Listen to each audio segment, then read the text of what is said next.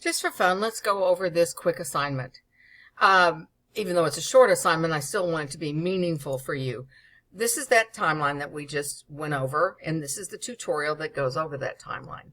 You're not confined to this. You can look at anything that happened between 1700 and 1800, and I want you to think of something that interested you. I don't care what it is. Anything that interested you can't be wrong. You can only be right. I want you to watch the timeline the second time and see if that event, where that fell in the timeline, so forth. Then I want you to go through, pick something that sparks your interest. Next, we're going to go over to EasyBib and create a new project. Remember how we do that? We logged into EasyBib. Back up here, we went to projects. We created that new project.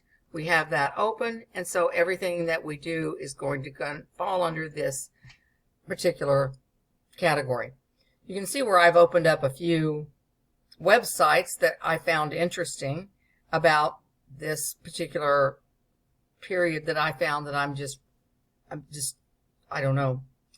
People interest me. And so these kinds of situations where you have a group of people who risked everything, their lives, their health, their families, everything, to come to a new country, to start a new America, to be free from the oppression, the religious regimes of the society from which they came.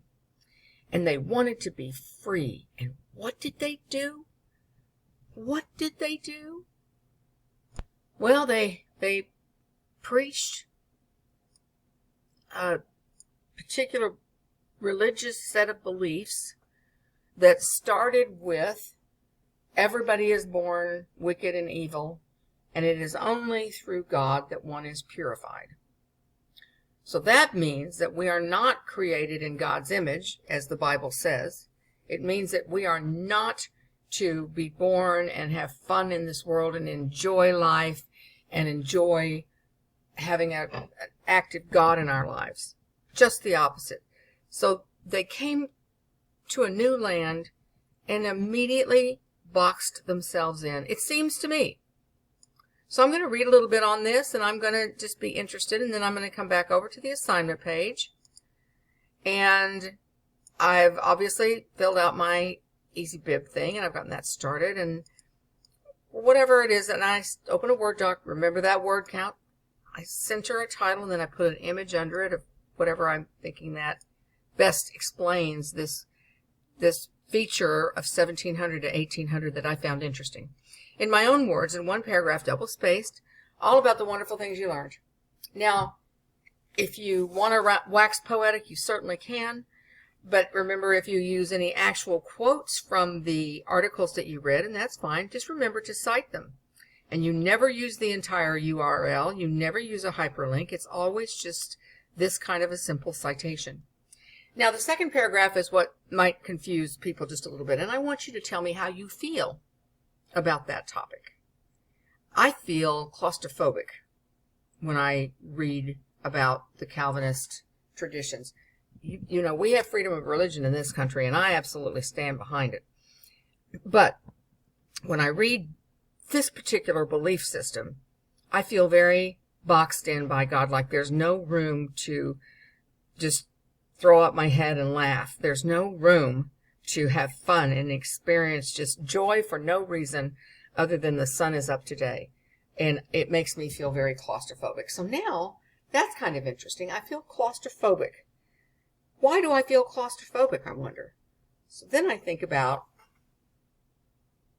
you know, some situations in my life, and I've probably lived longer than y'all, but I think of situations in my life where I felt like I just didn't have any options. And the world felt very, very small. Very, very, ceiling was very, very low over my head. And I remember that feeling, and I remember coming out on the other side of that feeling and thinking, oh my gosh, it's not about this at all. It's about being happy and having a really good, fun, fulfilled life. All right, that's me. So when you get to this second paragraph and you look at what you're feeling, to just say it makes me angry doesn't say anything, does it? Anger is not a primary emotion. Anger is a secondary expression of an emotion. So what you can do, and I haven't put this on the site for you because I want you to have a little fun figuring out how you like to see lists of feelings. Let me show you. I did a Google search for lists of feelings, and I'm just going to look at whichever one of these I like best. I'm kind of a color chart person.